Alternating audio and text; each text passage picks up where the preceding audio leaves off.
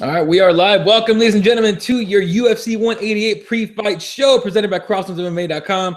I am your host, Eddie Law. With me today, CrossBonesMMA.com's own Jesse Ruvalcaba. How you doing, man? How's it going? Good, man. Good. Enjoying the nice weather. Yeah, right. For those that don't know, we're both on the West Coast. He's farther on the coast than I am. I'm in the desert. He's on the actual West Coast, and for some reason we're having similar-ish weather. So yours is a little weirder right now. I mean, we had rain a couple days ago, and it was just like we were talking before the show. It was just like you said. It was on, off, and then on, and then off, and then humidity plus 100-degree heat. It felt like I was in freaking Miami minus the good shit. So that's just kind of how it was. But tomorrow night, man, we get a huge card, in my opinion, a huge card in UFC 188 straight out of Mexico City, a little farther north from my hometown, Guadalajara. And we actually have a pretty, in my opinion, it's a stacked card. We'll talk about it as we go through. But kicking off the Fight Pass, the UFC early prelims, the Fight Pass card will be Gabriel Benitez against Clay Collard. Benitez was actually a part of UFC's, the Ultimate Fighter Latin America that was only available on Fight Pass. If you didn't get to watch that because it wasn't on regular TV, highly recommend you watch it and just get used to seeing subtitles because that's all that's on there for you non-Spanish speakers, which I can speak Spanish. I'm thinking Jesse can as well, right? Yeah. So we understood everything they were saying on there. We don't have to read the subtitles, but the rest of you people, just get used to it. But definitely a season you should definitely watch. Yeah, almost all the guys on that show were killers. Most of the Mexicans were actually the best ones. They whooped the hell out of Latin America, which, hell yeah, that's what we do. But anyway, so Gabriel Benitez is he's a bad dude, man. He's a guy who's more known for his ground game, I think, more of his grappling, but his boxing is on point. And if you saw that fight against Humberto Brown, by the way, if you recognize the name, Humberto Brown is one of the guys, him and Yo Romero are the two guys that have pooped their shorts in the cage. And there's a fight with Gabriel Benitez where Humberto Brown had a spot on his shorts. And it was long debated. And people tried to just, oh, no, it wasn't. It was sweat. Nah, dude, that looked like doo-doo to me. It looked bad. So, but Gabriel Benitez ended up winning that fight. Damn, I can't remember what it was. What did he win by? It was a submission, is what I remember. So, guillotine. He did this awesome guillotine, by the way, where it wasn't for all you jiu-jitsu guys. You know how what the normal grip on the guillotine is. He did this like inside grip guillotine that Humberto Brown could not get out of. And I remember after I watched that, I was rolling with one of my friends and I used it on him. And man, was he pissed because he couldn't get out of it. And this dude's like a way higher level belt than I am. And it was just the grip alone was enough. But go ahead and just tell the folks what you think of this fight. Man, I think this fight is one of those fights that kind of, like we said before, sometimes they pick fights, and that's what I was looking at. Most of these fights are kind of like stacked again to kind of bring like the anticipation to what's going to be the main event. Because if you look, pretty much everybody, except for a couple of them, are kind of evenly matched in the department of striking.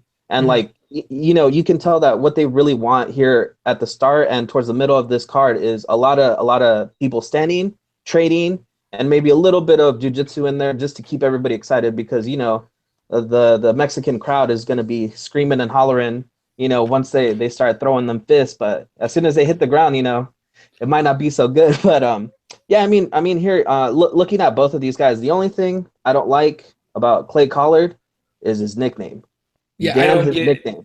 I refuse to use his nickname. Like I refuse. Me, you, and the rest of most of the MMA media refuse to say his nickname. I'm not gonna say it right now. You really want to know? Look it up. But it's ridiculous that he would call himself this. But to his credit, he's a fun striker. He's one of those guys that will he'll put his arms down, stick his face out to kind of try and bait you into hitting him.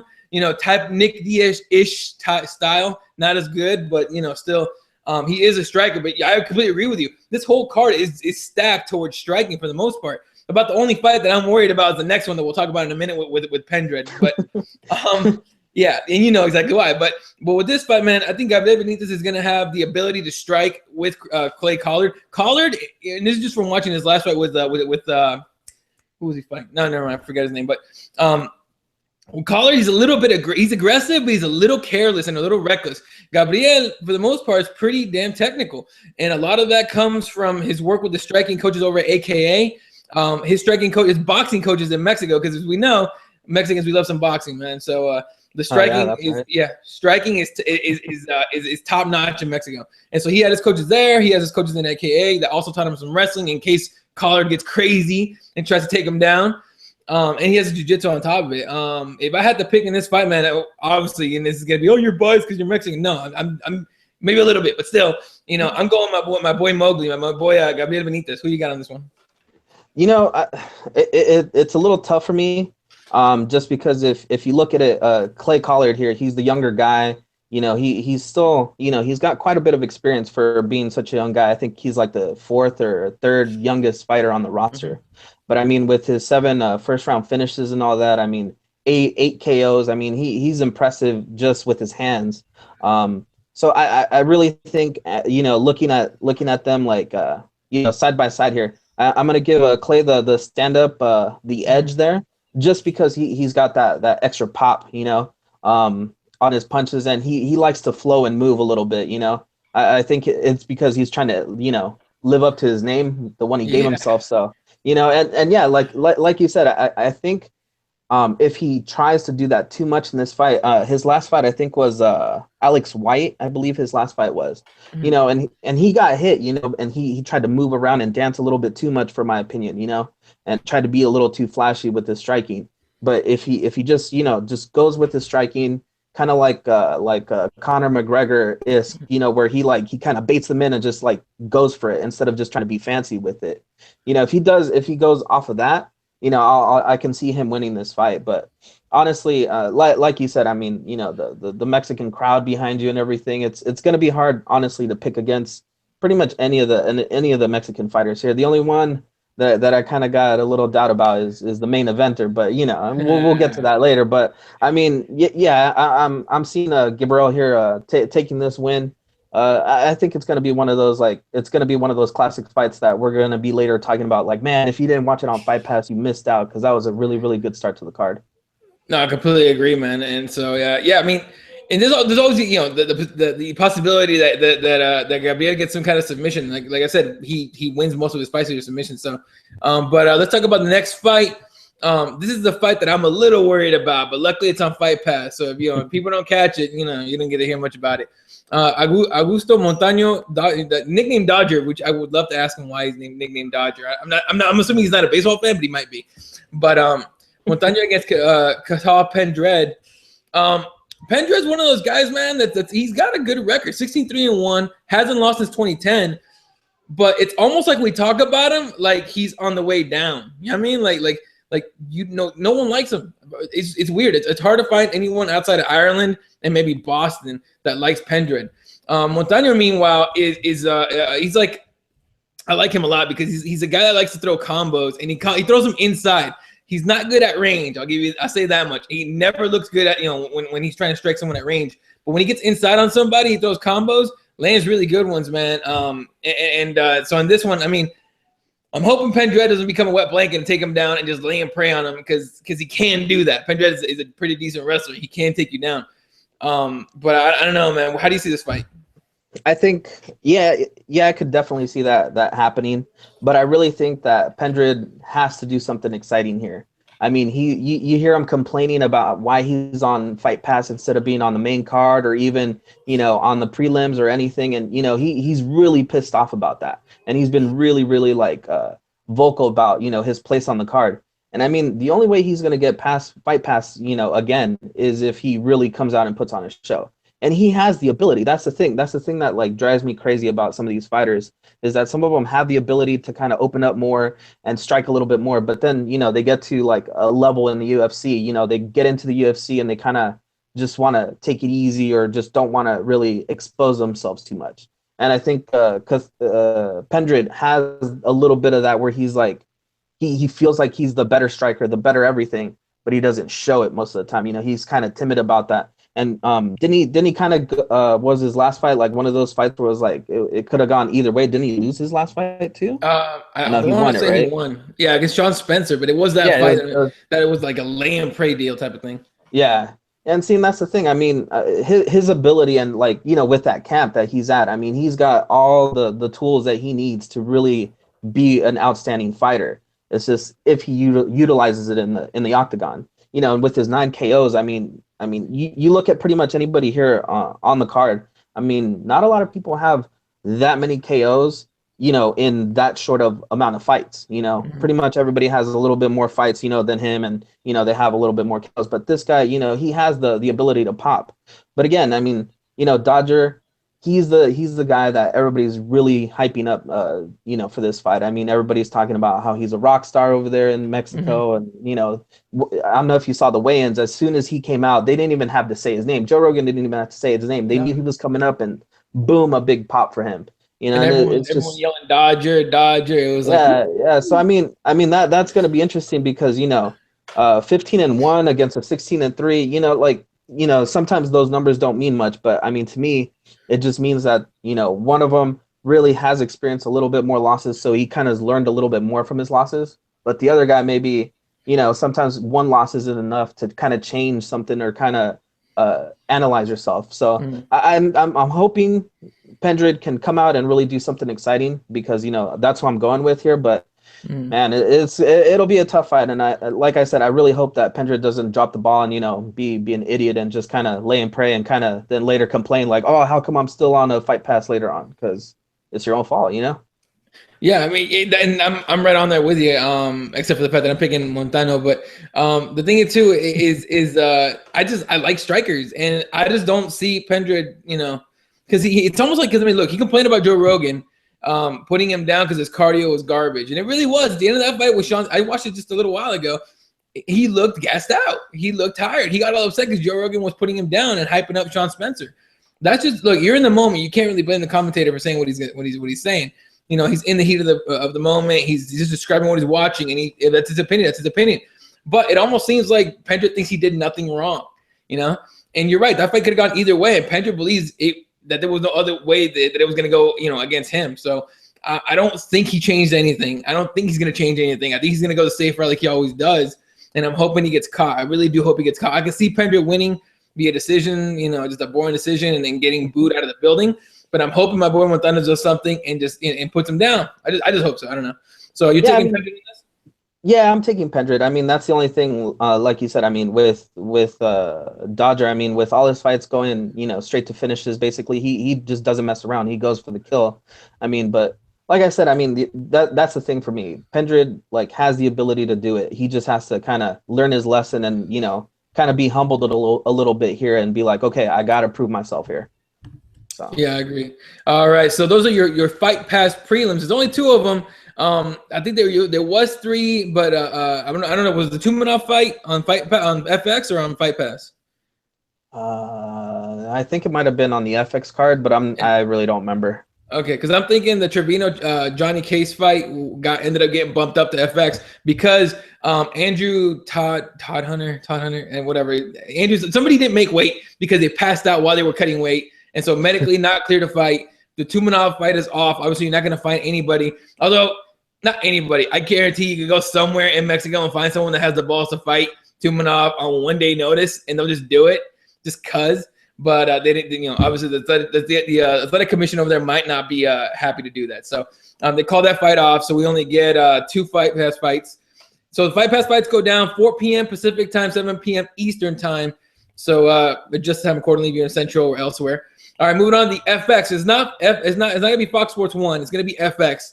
I'm thinking because they want to avoid baseball and any kind of race. Okay, because in FX is usually the Fox movie channel or in whatever other shows they put on there. But anyway, so yeah, keep that in mind. Prelims on FX, 8 p.m. Eastern, 5 p.m. Pacific. Starting off with Francisco Trevino out of Mexico against Johnny Hollywood Case out of the USA. Both of these guys, we were talking about, man. I know. You know what? You can tell most of these are self-given, especially colored. There's no way anyone called him. Yeah. I refuse to believe anybody called him his nickname. It's just not possible. If somebody I don't believe that guy needs to get slapped. But talking about Johnny Case here. Look, this is another one of those fights like we were talking before. It's a striker on striker. Case has a lot of knockouts in his record, as does Trevino. Here's the funny thing about Trevino. And first of all, in the weigh-ins, I know you watched the weigh-ins, but in the weigh-ins, they ended up, kind of yapping at each other a little bit. So that fight, they're gonna come in heated, ready to throw down. So that's gonna be a fun fight to watch. Trevino's one of those guys that started doing Muay Thai to lose weight. Used to weigh 250 pounds. He's fighting at 155 tomorrow. Okay, that is he lost a person. He lost he lost a small blonde girl from LA. He lost that. Okay, and you can tell when you look at his skin, he just hasn't gotten that thing, you know, like tummy tuck or whatever they call it. But regardless, both these guys like to throw down. They're heated. They showed up the way that they're heated. How do you see this fight going? Man, you know, I was looking up a little bit on Johnny Case here, and I mean that dude's striking is pretty advanced. I mean, for being one of these like undercard fighters, I mean, it kind of feels like they're selling him a little short, but maybe they're just trying to bring him up, you know, through the rankings here. Man, he's just with 14 first round finishes, 14 KOs. I mean, this dude just comes to throw them fists, you know? I mean, honestly, I don't really see how Trevino here, even though he's undefeated, you know, and he's pretty slick with his striking too. He likes to really avoid, you know, getting into those gunfights really, but you know, he's really accurate when he's like counterpunching people and stuff. But I mean, man, Johnny Case, I'm kind of sold on Johnny Case here in this fight. You know, and the other thing is that always experience in the octagon. That's my other thing I always look at. I mean, you know, Johnny, this is going to be his third fight in the UFC. Trevino is going to be his second fight, especially in Mexico. You know, big stage for him. You know, Mexican heritage. I really think Case here is going to come in, throw them fists. You know, put him to sleep probably. But yeah, like you said, I mean, this is another one of those fights that you look at it and you're like, oh yeah, well, obviously these two are just gonna stand in the center, throw at each other, and then someone's gonna fall down eventually, you know, unless they gas out from, you know, the high elevation. But yeah, that it should be one of those fights that, you know, someone goes to sleep. Yeah, look, I love Muay Thai. I love the Muay Thai guys. Trevino's a Muay Thai guy. Comes in with the headdress and everything. But Johnny Case, man, dude just looks like he could put anybody to sleep with one hit. He's got one punch knockout power. And technically he's pretty good. I have to pick Johnny Case, man. I can't help it. I wish I could pick Trevino and feel comfortable with my pick. And normally, just off of being Mexican, I would definitely pick him. But if I'm gonna be, you know, an unbiased, you know, I guess analyst, I'm gonna go ahead and pick Johnny Case in this one. Who'd you pick? I went with Case, but I mean, you know, you could honestly make the case for either one of these two. Make the case for either one of these two, you know, because honestly, both of these guys, you know, very, very impressive stat sheet. You look at these guys just on paper, and they're you know, perfectly matched to really give the crowd exactly what they want. You know, the Mexican crowd just really likes to see, you know, like they say, chingazos fly. You know, throw them fists and have someone fall down eventually. And you know, I think, for the most part, I mean, these two guys are really going to deliver in that department for sure. Yeah, shout out to John Moraga, who likes to say that a lot. He's like, I just want to go in there and throw chingazos away and shit like that. So, John Moraga, UFC flyweight. So, anyway, moving on here. Man. He's a bad motherfucker, man. Anyway, moving on. The next fight, Alejandro Diablito Perez against Patrick Williams. Patrick Williams, former wrestling teammate of one Cain Velasquez. Alejandro Perez, former trained. He was obviously Cain Velasquez's coach with Tough Latin America. I like both guys, but I'm leaning Alejandro Perez just almost off of just potential. Sure, his first fight in the UFC at UFC 180 was a decision win over Jose Quinones, but he actually had lost to him before in a I think Fight Club Mexico, I think is the name of the promotion down there, but. But see, you can't even say it like that, because Quinones, that dude has some really good potential. Yep.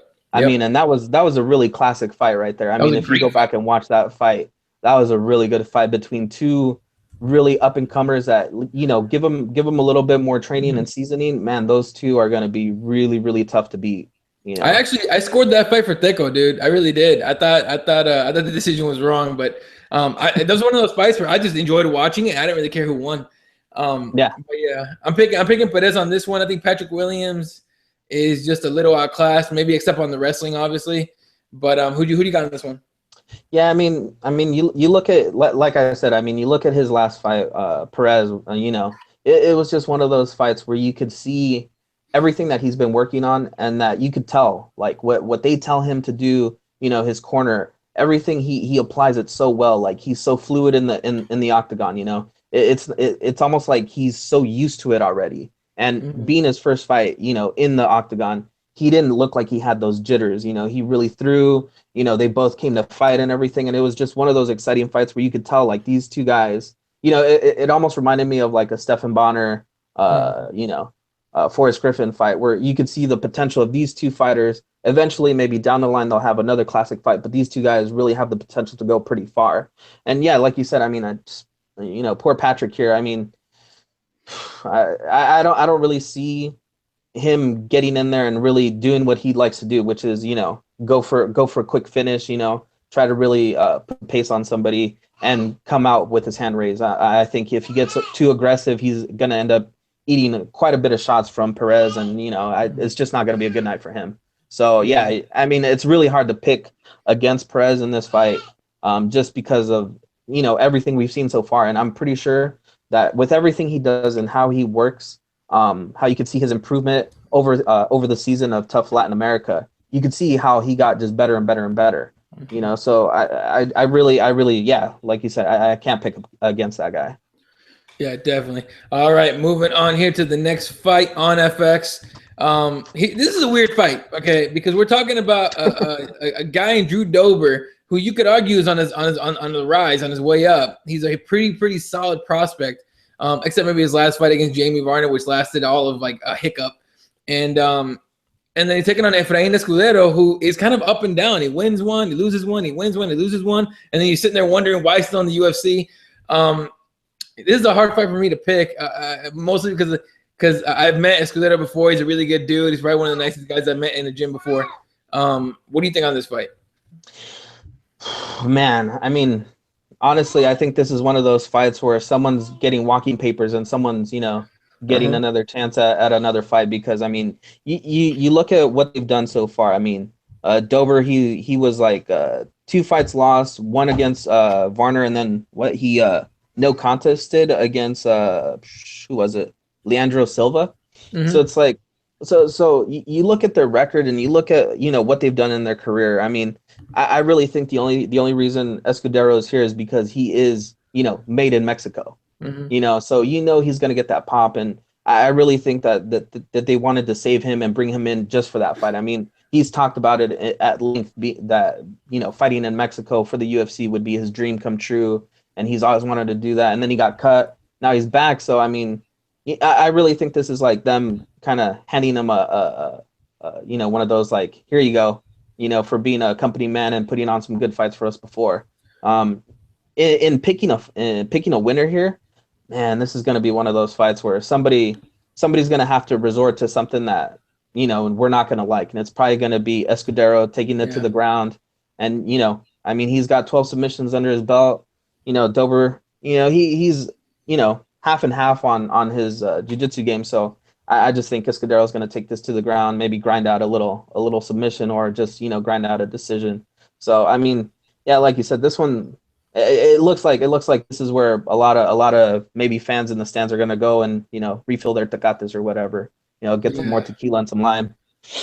Oh, there's going to be so many people hammered in that arena tonight. It's going to be hilarious. All right. Some of the chanting is going to be awesome. You know, on a side note on that, I know you watch the World Cup, right? When Mexico plays, they have this thing where they yell out, you know, puto, whatever the hell, when the other goalie kicks the ball off. They started complaining about that in Brazil, saying it was disrespectful. First of all, no disrespect, no disrespect. They don't mean disrespect, all right? It's just a thing we do. So at some point, guarantee, because of all the alcohol, because of all the emotions and the Mexican fighters and everything, that chant will begin. All kinds of cuss words in Spanish, just ignore it. If you don't know Spanish, it won't bother you. If you know Spanish, you'll be laughing your ass off because it's hilarious. I'm gonna laugh because the FX card is probably gonna have like a lot of like, you know, mute, because they're gonna try to mute all the cuss words. So I wonder if they're gonna try. I mean, like, that'd be interesting. Yeah, so, they might try. I mean, you know, that white people don't really know the words, so maybe they'll let them slide. But yeah, I mean. Honestly, this card, I hope that, you know, they kind of cut people off on drinking, because, I mean, if people get way too drunk by the end of the night, it's just going to be a ruckus, especially if, you know, it doesn't go their way towards the end of the night. Oh, boy. Oh yeah, if the main event goes the other way, you're gonna get some riots. Look, and I'm just saying because I've been to Mexico versus USA games here in Phoenix at the University of Phoenix Stadium where the Cardinals play. People get way too hammered, you will get fights. Okay, because I don't know how many of those games I've been to where the U.S. wins and someone gets their ass kicked in the parking lot. So, people in Mexico, chill the hell out, please. Just don't go too crazy. Go have fun. Just don't go too crazy and give us a bad name. Anyway, on this fight, I agree with you completely. If Naeem trains over at the MMA lab with Benson Henderson, and we know what Benson does when he gets in a rough spot is take the fight immediately to the ground. So I agree with you. I think if Naeem's going to take it to the ground, and I think he's going to grind it a decision. I don't think he's going to be able to try I don't think he's going to try to get a submission. I mean, maybe he'll try, but I think he's going to be happy to lay on top of Dober. But I'm hoping because he's in the homeland, he's in front of. I hope he gets hyped up enough to where he's just going to stand and try to knock the dude out. But I'm with you on that one, man. I got it for the decision. All right, so moving on to the main prelim, and it's a fight that I want to say I'm excited about, but with Cejudo, you never know. But I think he's a high potential guy. But let's talk about it real quick. Henry Cejudo against Chico Camus. At the weigh-ins, it was one of those things where Chico Camus was kind of like all right, let's go, whatever. And Cejudo's never one of those guys that loses his cool. He usually just stays stone faced, ready to fight. Cejudo's known for wrestling, but I know I watched him in Phoenix when he was in Phoenix last December, UFC on Fox 13. He 13 or 15, one of those. He showed up his boxing quite a bit. He looks good his hands look really good, man. I'm hoping he stays on the feet and only uses his wrestling when he absolutely needs to. How do you see this fight going? Honestly, I think from what I saw from his last fight, I think hopefully in the months leading up to this fight, I hope he trained his transition, because if he can mix well, like he can mix it in, but you can see how clunky it looked when he would strike a little bit and he would have to think about like, oh, okay, now I got to go for a takedown or something, but if he can smooth that out and make it like just a constant attack of, kind of like a la GSP, but a little bit more striking, where he can just, throw some punches and then mix in a takedown or something and really keep people on their feet. I mean, this dude, he's an Olympian, I mean, that says a lot for him as a person. He's got a hard work ethic, and he's determined to meet a goal. And I think that I really hope that they, him winning this fight, which that's who I'm picking. I'm picking Cejudo here to win this fight. Him winning this fight, I hope they don't, elevate him to go fight DJ, because I really want him to kind of, step along a little bit more, especially because this is his first fight back down at the weight, so I really want him to kind of get acclimated to the weight a little bit more and really show like kind of finally build a really good top contender, more than just Dotson, more than just Dotson. Because I mean, you look at the flyweight division, I mean, it's just like a decimated, division. I mean, DJ is just destroying everybody, and even people that don't need to be in there. Yeah. And then it's like, oh man, like, we have no opportunity to like build up a contender. And I hope they keep building Cejudo up slowly, and I hope they don't push him in there too fast. Yeah, I think that's what they did with Moraga, for example. I think they just threw him into the fire, knowing fully well he wasn't ready, but they needed someone to fight him. Basically, it's like, here, the body, go in the fire, go for it, see what happens. And he got his, butt whooped and got submitted in the last second, the fifth round. So, fourth or fifth round. Here's the thing about this fight. Chico Camus is a guy that is happy going to decision. I mean, out of all the fights he's had in the UFC, he's had all submissions. All his wins of submission, he has a no contest against Yatsin Meza at UFC on Fox 10. And then he has a loss to Dustin Kimura via rear naked choke. He's not a guy that's going to finish anybody, at least not so far. Henry Cejudo, meanwhile, like I was talking before, and just like you pointed out, Olympic wrestler. The dude knows how to get on the ground. I agree with you. The transitions need to be there. He needs to smooth all that stuff out. I'm hoping his hands show a little more this time. He showed really well last time, but I'm hoping he can mix the game together with the hands and the wrestling. He trains over a fight rating. Those guys are usually pretty good about working transitions. So I agree with you. I hope they build him up, and I think this is one of those fights where it's kind of like build him up a little more, get his name known a little more. The Mexican people know him. It's time for the world to know him, and to put him on the main prelim. I think it's a step towards that. So I agree with you. I hope they build him up and he gets a shot at DJ one day. Not yet, just one day. and that's the thing. I mean, if you really look at this, I mean, Chico Camus is making his debut here at flyweight. So Hmm. it's like it's one of those things where it's like they're kind of, you can kind of tell where they're stacking up their cards in Cejudo's favor. Yeah. He's a better wrestler. He's got already he has a little bit of the experience of cutting down the weight.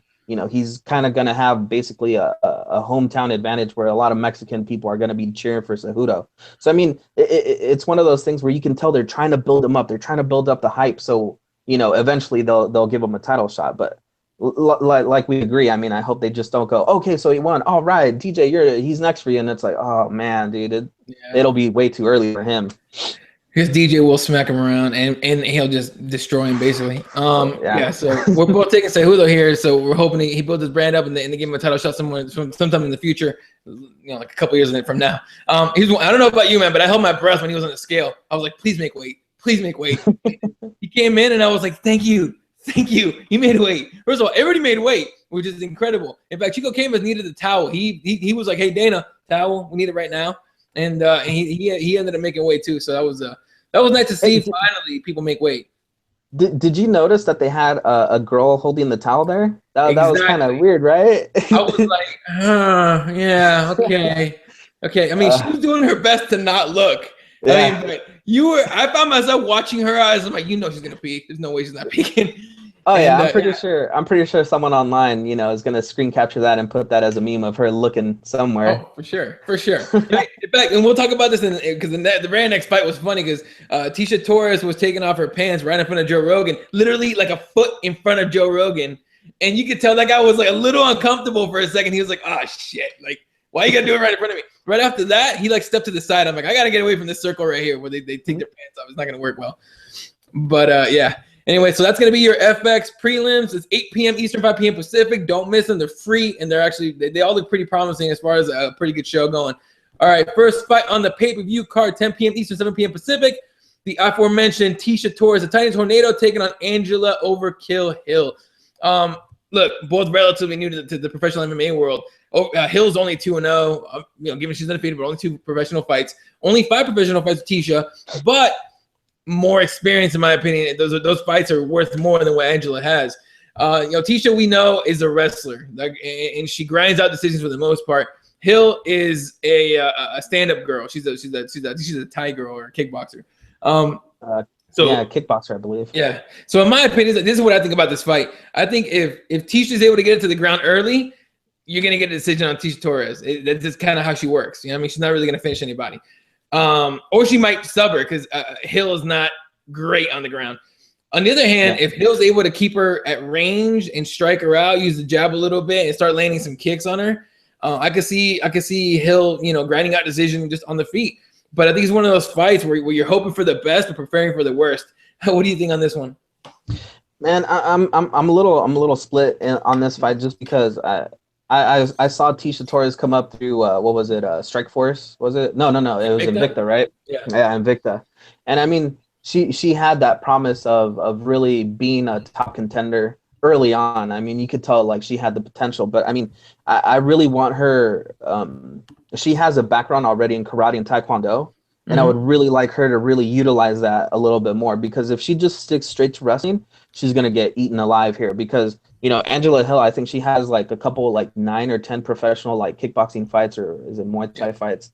One of those where and she was like undefeated, in those fights. So it's like she knows how to use her range and strike, and keep people kind of at bay with the leg kicks and everything. So she's good at that.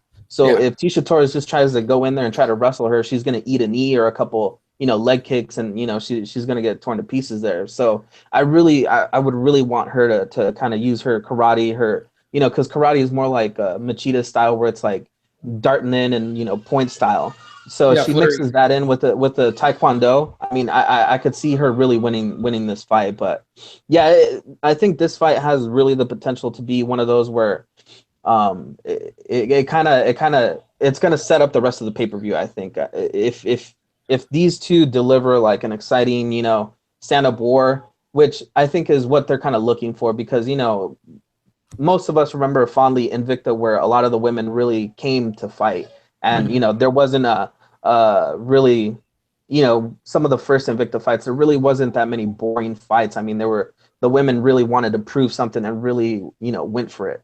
And, you know, recently the talent level has kind of, you know, dropped off a little bit because UFC has picked up those people. So hopefully, I mean, these two can really bring back that spirit of the old Invicta. And that's kind of what I think they're looking for. And so, you know, that's the only thing. I mean, it just sucks that, I mean, these two, you know, they have so little experience, you know, in the game. I mean, 2-0 and then 5-0. I mean, it's like, you know, it just kind of highlights how kind of shallow that pool of talent is, you know, even though they're really talented, you know, to make it to the UFC. It's like, man, you literally have no fights, you know, under your belt. So it's tough. But yeah, I'm gonna go here with Tisha Torres. I mean, I think she has the more diverse way of attacks. You know, and like you said, I mean, Angela Hill, I mean, unless she's really worked on her ground game and really set that up, I mean, you know, if she gets taken down, it's not going to be a good night for her. Yeah, no, and I'm with you on this one, dude. I think Tisha Torres has too many different weapons. Angela's better on the feet. We all know that.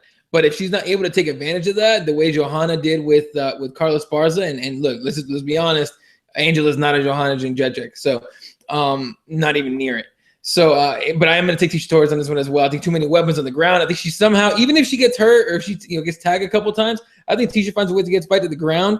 And subs, you know, hopefully gets a finish, a submission finish on Angela Hill, because her ground game, like we were talking before, is not great. And but I do agree with you. It sucks that they're so inexperienced. This is actually one of those fights where if they wanted motivation, they got plenty. Nobody's talking about them. Nobody. And they're the first fight on the main card, man. They were talking about why the hell are these two girls on the main card? Why are they pay-per-view? They're not pay-per-view worthy. I'd have to agree. Yeah. I'd completely have to agree. And, you know, you could argue that the Cejudo fight should be on the main card.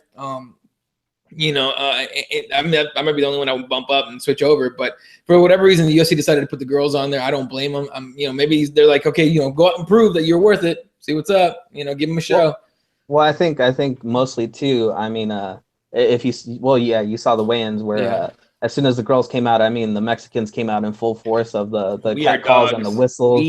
My friend, we are dogs, man. I mean, I was in there. I was a tiny bit embarrassed because this is a professional fighter, and I'm sure their husbands are in the back going, "These motherfuckers," like, you know. But hey, that's just kind of what we do, and it's mostly for fun. We're not disrespecting nobody. It's just for fun. But yeah, they both came out. The clothes came off, and it was whistles left and right. You heard some of the stuff they were saying. It was pretty funny.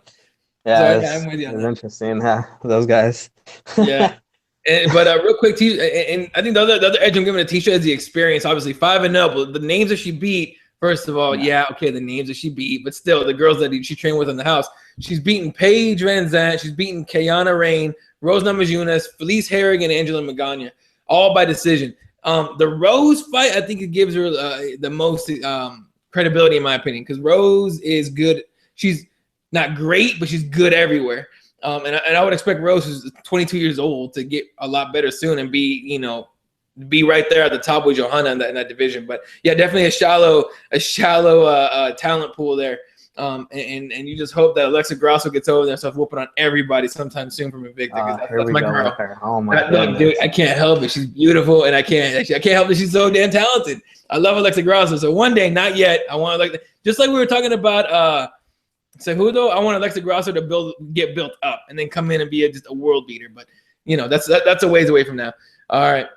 Moving on to the next fight on the main card. Charles Rosa, Boston Strong, who you remember from the Boston card, came in on late notice. I think it was the Boston card. Came in late notice and gave everyone a show. I was really happy with how that guy fought, going against one of the most promising Mexican fighters in Yair Rodriguez, El Pantera. Rodriguez is good everywhere. In my opinion, he's good everywhere. Rosa, in my opinion, is good on the ground. You know what I mean? This is not hard for me to pick, man. I'm going Rodriguez all the way. I think this dude is going to be able to dominate all aspects of it. Even if he gets to the ground, he'll be able to get out of submissions. He might not even be able to get taken down. And I think he just strikes Charles out. What do you think on this one? I agree. But I think the problem I see here is, you know, like I said, I always look at experience. Experience is key in this game, you know, because the more experience you have in the cage, the more fight time you have, the more you already know, you start to see things and you already anticipate what it's going to be like.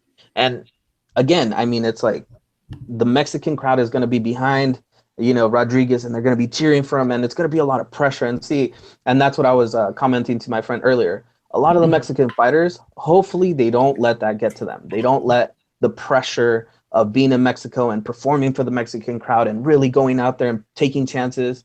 Like, yeah, take some chances and be exciting, but don't be stupid and just stand and trade, and just see who falls down, because then you're going to run into problems that way. And I really think that Rosa has a slight advantage on the ground, like you said. I mean, he's one of those guys that really likes to go for like a finish. I mean, what is he? He's never been out of the second round ever in any of his fights. 10-1-0. I mean, he's lost once, so he knows what it's like. So does Rodriguez. He's got that extra 5 fights. So I really, really hope that Rodriguez can learn something here in this fight and learn to get past this, because to me, this is like a stepping stone for him. If he can really get past a guy that is, starts fast, has the ability to take him down, has the ability to knock him out, has all the tools, and he still finds a way to win, I'm sold on him. But at this point, I'm going to go with the experience. I'm going to go with the guy that really hasn't been out of the second round, just because, being 10 fights in and not ever be only twice being out of the second round, it's like, it's one of those things where it's like the dude has to have a fight style that is really hard to get used to, and he's obviously got the tools to really keep people on their toes and really keep people guessing. So I'm going to go with Rosa here. I agree with you. I mean, Rodriguez, he's a top prospect. I mean, and that's all I hope for here, that I'm wrong in this sense, and that Rodriguez finds a way to overcome all the things that Rosa's going to bring, because I think Rosa's going to bring some really, really different tools, maybe a couple things that Rodriguez hasn't seen before.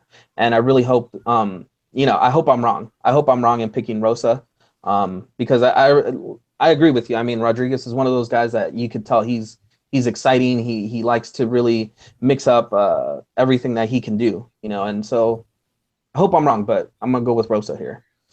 All right, you heard it. All right, so, and again, this is one of those fights where I'm thinking, now that you talk about the experience, you make a really good point. I'm thinking this could be a make or break for Yair. Maybe not out of the UFC, obviously, but this could either teach him a big lesson if he loses, or show that he's got all kinds of heart if he's able to overcome all that stuff you were talking about. So I'm with you on that, but I'm gonna pick my boy Rodriguez anyway, because I'm just hoping that he finds a way to win the fight.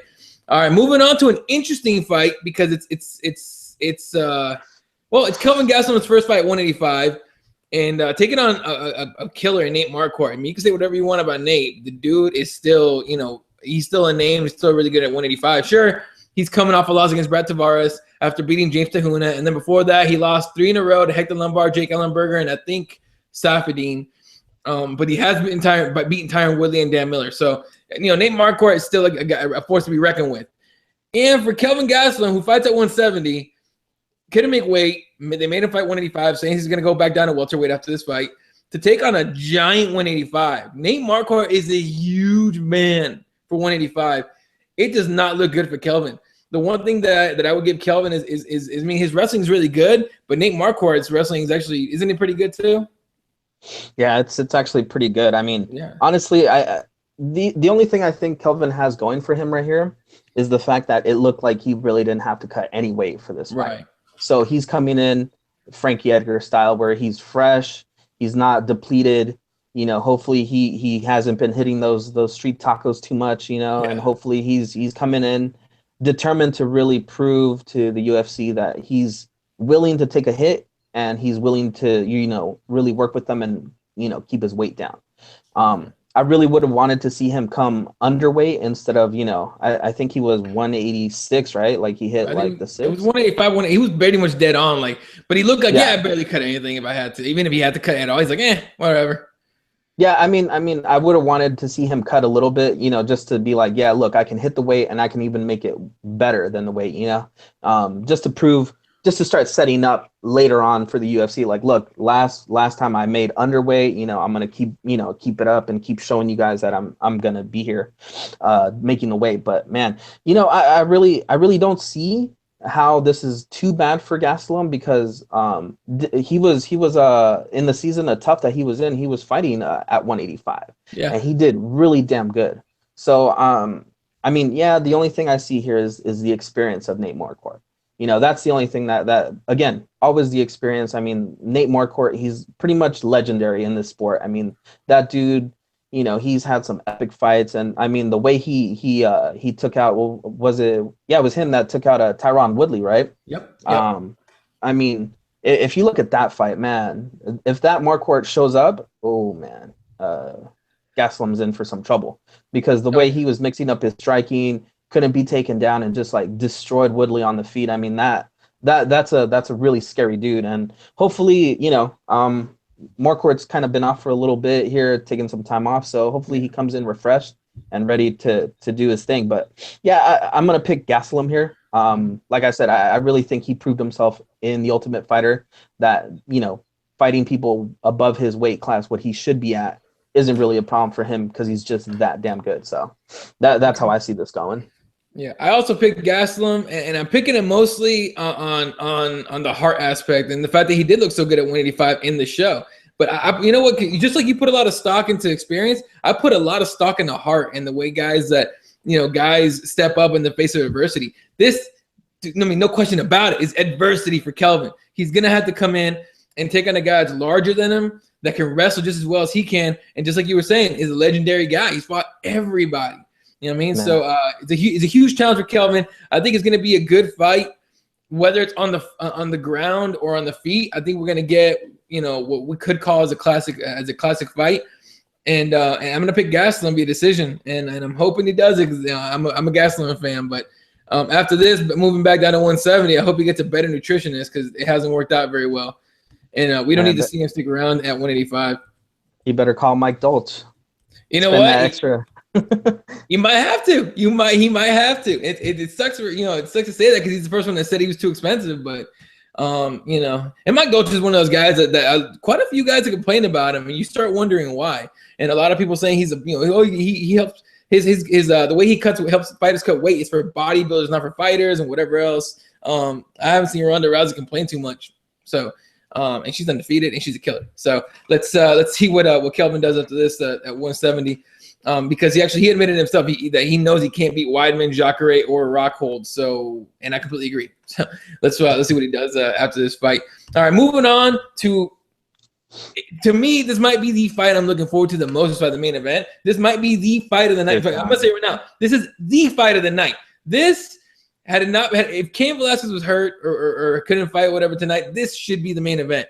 There's no way this fight's going to disappoint anybody. I just don't see any way. Gilbert Melendez, former Strikeforce champ, against Eddie Alvarez, former Bellator champ. They don't like each other. You know, Gilbert Melendez has been calling out Eddie Alvarez for years now. Alvarez took it, you know, whatever way he took it, he got upset about it. They legitimately don't like each other now. I mean, you saw the weigh-ins, you know, there was a little bit of talking going on. Melendez goes to war. Eddie Alvarez went to war with Michael Chandler. I mean, there's just no way this fight's gonna, you know, be boring in my opinion. I just don't see any way it could be possibly boring. As far as picking this fight, I had a hard time picking it, but I'm gonna go with Gilbert. I was leaning towards Eddie for a while, just the fact that he's got them. You know, I think he's got more experience than actually they're kind of even on the experience for the most part. But yeah.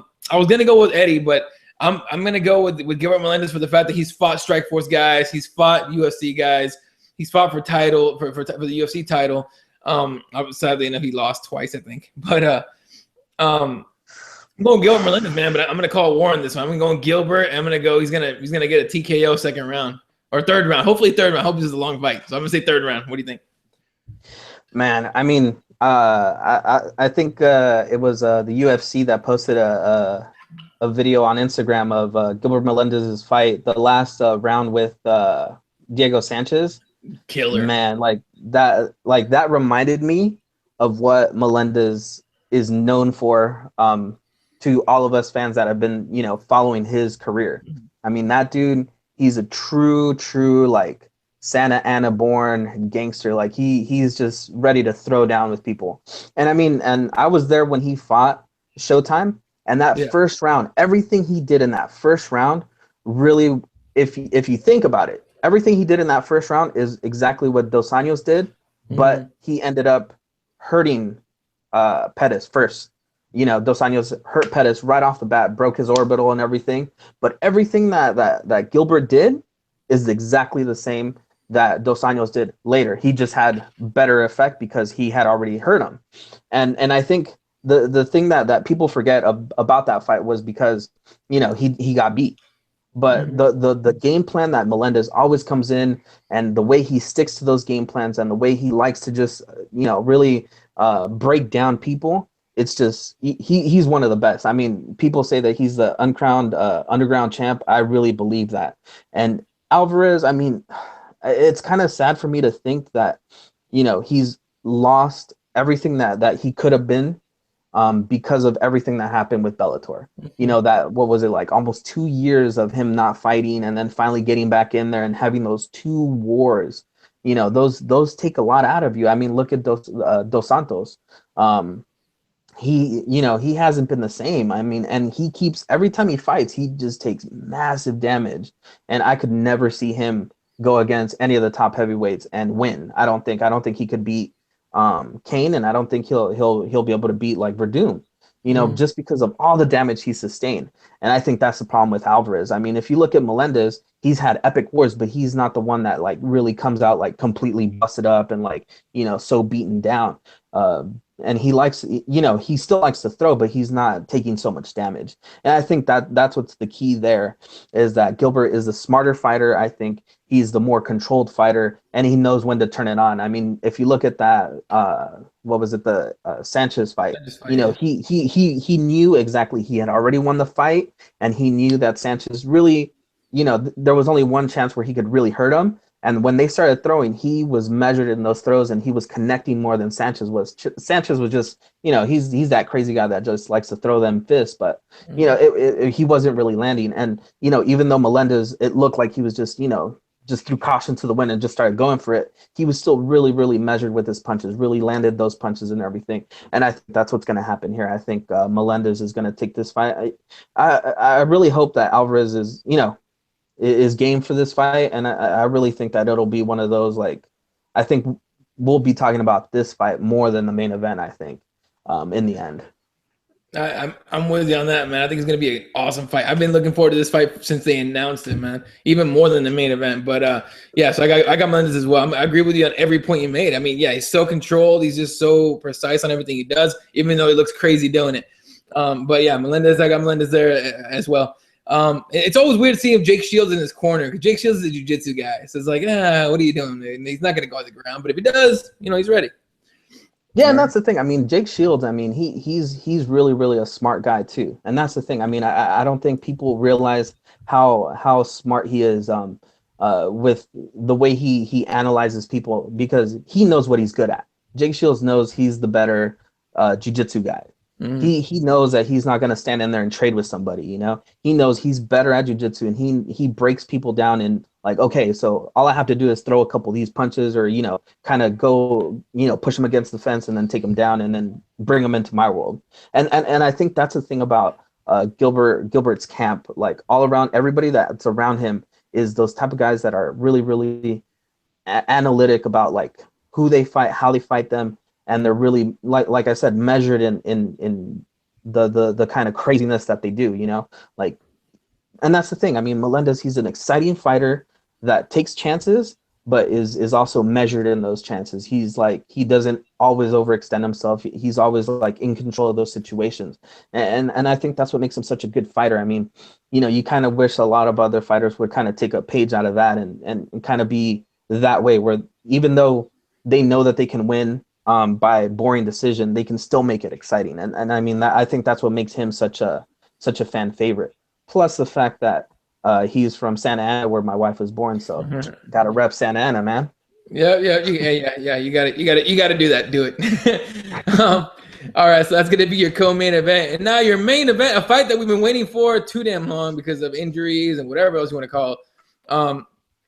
Cain Velasquez is finally back to defend his belt against interim heavyweight champ Fabricio Verdum. Let's start with Verdum real quick.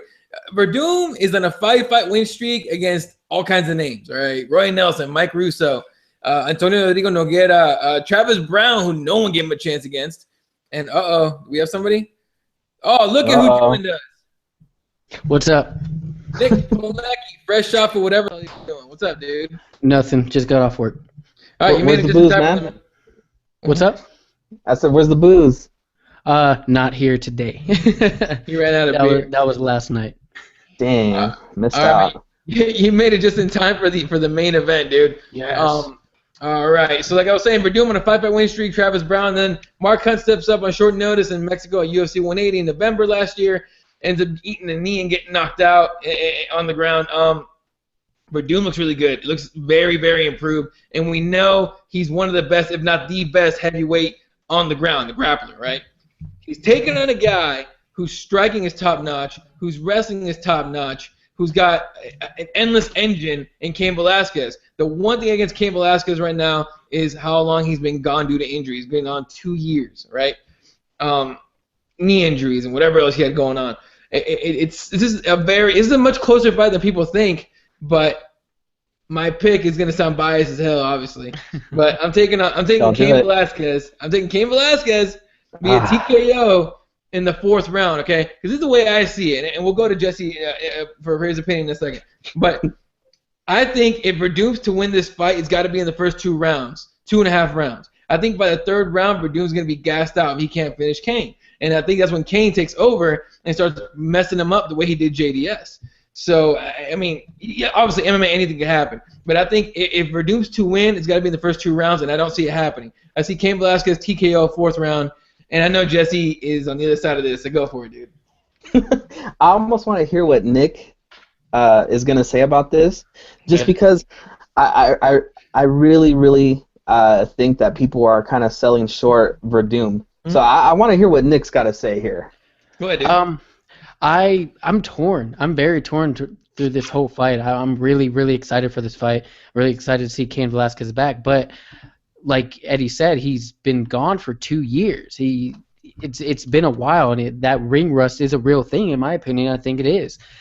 He's still a dominant force, in my opinion, but I think it's Verdum's time. I think it's time for him to show the world that, hey, I'm here. I'm not going away. I'm going to submit Cain Velasquez. I'm going to put him on his back, and I'm going to show you that I'm the real dominant champion. But then again, Cain Velasquez in the 3rd, 4th round, championship rounds, is Cain Velasquez, and he'll still whoop your ass. So I'm torn, but I'm going to go with Verdum. I think Verdum can submit him in the 1st or 2nd round. Traitor. Anyway, go ahead, Jesse. Look, I'm going to tell you, if what I say next doesn't convince Eddie to jump to our side, I don't know what is. Because here's the thing. I truly believe that Cain Velasquez is a unique athlete. He is. He's one of the just craziest athletes we've ever seen as a heavyweight. I mean, he's not the biggest guy. He's not the fastest guy. But he just has this pace, this like Frankie Edgar type style where he stays the same constantly all the 5 rounds. Problem is, if you go back and look at the fights when he beat JDS, he had so many opportunities to put away JDS, and he couldn't do it. Mm-hmm.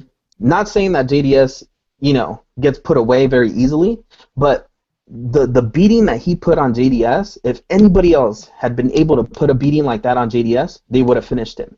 They would have found a way to finish that fight.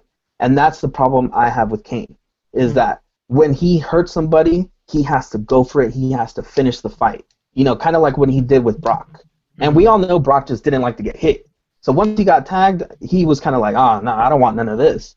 But see, JDS, he got hit, and he was like, bring it. Let's do it. Let's keep going.